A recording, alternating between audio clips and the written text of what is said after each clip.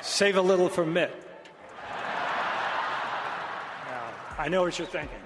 No one in Hollywood says whatever they want quite like Clint Eastwood. These are the moments his zero filter, sharp comments, and I don't care attitude left celebrities with nothing to say.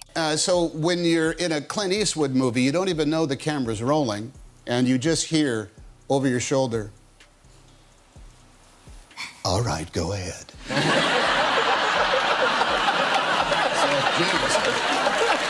And you just keep doing it until you hear him say, "That's enough of that." Burt Reynolds and Clint Eastwood are two of Hollywood's biggest legends. But did you know they were both hired and fired on the same day for ridiculous reasons? There's a story I heard that you and Clint Eastwood both got started around the same time and that you were both fired from Universal Pictures on the same day. That's true. As young guys getting started out because they found fault with both of you. Why would they fire you, Clint Eastwood, or you? I mean, well, Clint, they said you talk too slow, and your tooth is chipped, and you won't get it fixed, and you don't listen to anybody. You just want to do things your own way. And I said, why are you firing me? And they said, you can't act. From co-stars to actors he directed, everyone who worked with Clint Eastwood seemed to agree on one thing. He was one of the most disciplined professionals in Hollywood. Robert Patrick is just one of many actors who witnessed it firsthand. I loved Clint. I worked with Clint. He's a great. What did you do? I did this movie called Midnight in the Garden, Good and Evil. I had one big scene in the courtroom. That's great. Yeah, I loved him. He was like, that was a great movie. He was the best director in terms of just like, he would just do your thing, shoot it, and then he'd go, "That was great. Just on this take, just acknowledge the jury. That's all I need you to do." I go, "Do you have anything else?" He goes, "No, how did you feel?" I go, "I felt great." He goes, "All right, you want another one?" He would even say action, remember? He would just say, he'd just go, "Jack," to Jack Green as DP, and he'd just do that rolling motion. Oh, yeah. Oh, I loved Clint. While many Hollywood stars helped launch their children's careers, Clint Eastwood made Scott earn every opportunity. Even as Clint's son, he had to audition for roles and prove he was right for the part. Interesting to me is that I learned that you have to audition for his movies, which seems weird to me because you'd think he'd know what you can do, what you can't do. Yeah, no, no. He does not. He does not. I don't think he likes me in his movies. You know, because here's the thing. He's put me in a few movies, and I've auditioned for a lot and haven't got a lot. And then Gran Torino came around where he was talking to me. It was just like this little role. Yeah. And he got a call. His character's supposed to be giving your character a hard time. Yeah, exactly. He's calling me a pussy and a, you know, spoiled little brat or whatever. And he gave me that role, and on the day we were shooting it, there was a lot of stuff that came out that wasn't on the script there. What? That wasn't in the script. Right. Okay. Yeah. And so did it make you think like he's working through some issues, yeah, maybe? Yeah, I think. Oh, I got a part for the kid. Give him this part. The part where I chew out that punk. I think it was a lot of pent up over the years of me pissing him off. And finally, how's Dad? Dad's good.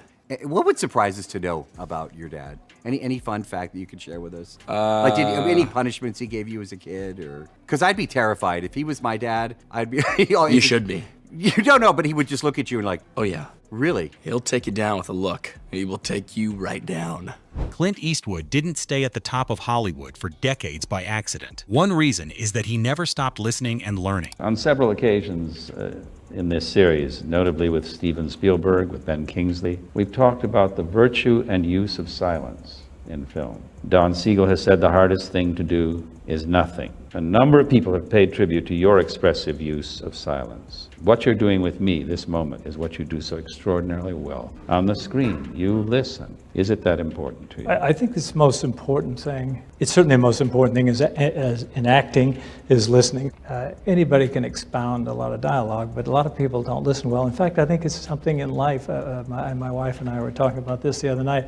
Is one of the great things I think they ought to be teaching in schools, and not for acting, but for just life in general, is the art of listening. It's something that a lot of people don't understand, and a lot of people may listen or attempt to listen, but they don't hear, or they don't absorb what they're listening to. When Clint Eastwood speaks, even Hollywood stars like Matt Damon stop and listen. And I showed up and I'm ready. It's like my chance to work with, one of my heroes. And the very first take, I did it. And meanwhile, I've done this so many thousands of times. I have, a number of different ways that I'm thinking of maybe doing the scene. So he goes, cut, Brent, move on.